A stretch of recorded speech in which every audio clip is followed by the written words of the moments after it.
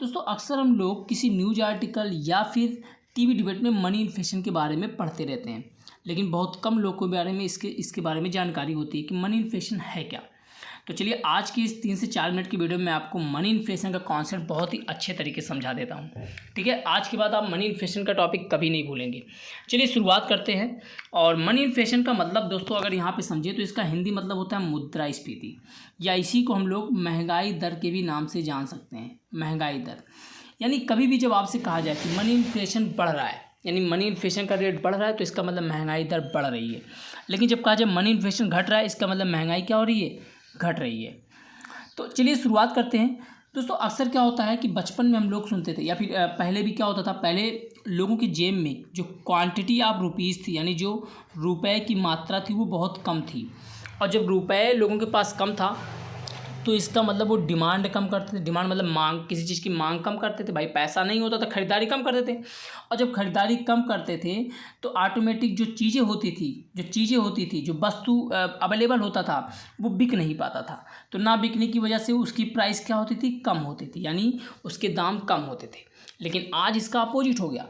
आज लोगों के पास जो क्वांटिटी ऑफ रुपीज़ है, यानी जो रुपए की मात्रा है वो ज़्यादा है, और जब रुपए की मात्रा ज़्यादा है तो उनकी डिमांड भी क्या हो रही है, ज़्यादा हो रही है। लोग खरीदारी ज़्यादा कर रहे हैं। भाई पैसा है, कहाँ खर्च करें, ज़मीन जायदाद इन सब चीज़ों पे खर्च कर रहे हैं। तो जब खर्च कर रहे हैं तो आप बताइए चीज़ें ज़्यादा से ज़्यादा बिक रही हैं, यानी जितनी चीज़ें अवेलेबल हैं, जितने सामान अवेलेबल हैं दुकानदार के पास, उससे कहीं ज़्यादा लोग मांग कर रहे हैं। तो दुकानदार क्या करेगा, उस चीज़ का दाम बढ़ा के बेचेगा। यानी आपने यहाँ पे क्या समझा कि अगर रुपए की मात्रा बढ़ेगी तो किसी चीज़ का जो गुड्स का दाम होगा वो भी बढ़ेगा। यानी रुपए की मात्रा का गुड्स के दाम के साथ बिल्कुल डायरेक्ट रिलेशन है। रुपए की मात्रा अगर बढ़ेगी तो इससे क्या होगा, प्राइस क्या होगा, ज़्यादा होगा। ये चीज़ें आपने समझ लिया। अब देखिए यहाँ पे क्या होता है, जब भी किसी चीज़ की क्वांटिटी, जब रुपए की क्वांटिटी बढ़ेगी और प्राइस बढ़ेगा तो इससे क्या होता है, किसी वस्तु का दाम बढ़ने से क्या होता है, जो मनी वैल्यू होता है, यानी जो मनी वैल्यू MV वो होता है कम। यानी मनी वैल्यू यानी रुपए की जो वैल्यू है, रुपए का मूल्य कम हो जाता है।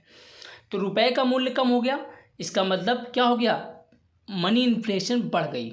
तो यहाँ पे हमने से क्या समझा कि कभी भी जब वस्तु के दाम बढ़ने से, यानी जब किसी वस्तु के दाम बढ़ने से, यानी किसी गुड्स के प्राइस बढ़ने से जब मनी वैल्यू क्या हो जाती है, कम हो जाती है, तो इसी को हम लोग बोलते हैं मुद्रास्फीति। आई होप चीज़ें आपने समझ लिया कि गुड्स की प्राइस बढ़ने से अगर मनी वैल्यू कम हुई तो इसको हम मुद्रास्फीति बोलेंगे या महंगाई दर का बढ़ना बोलेंगे।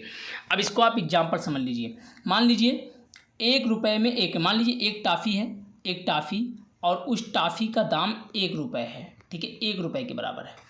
अब मान लीजिए एक टाफ़ी का दाम ₹2 हो गया। अब इसी टाफ़ी का दाम अगर ₹2 हो गया तो इसका मतलब क्या हुआ, इसका मतलब ये हुआ कि टाफ़ी की प्राइस बढ़ने से रुपए की वैल्यू क्या हो गई, कम हो गई। क्यों कम हो गई, यानी पहले एक टाफ़ी बराबर ₹1, लेकिन अब एक टाफ़ी के लिए आपको ₹2 खर्च करना पड़ेगा। यानी ₹1 में आपको एक टाफ़ी नहीं मिलेगी, यानी ₹1 की वैल्यू क्या हो गई, कम हो गई। तो ये जो रिलेशन है गुड्स की प्राइस और मनी वैल्यू का, इनके जो अपोजिट रिलेशन है, इसी को हम लोग बोलते हैं मनी इन्फ्लेशन।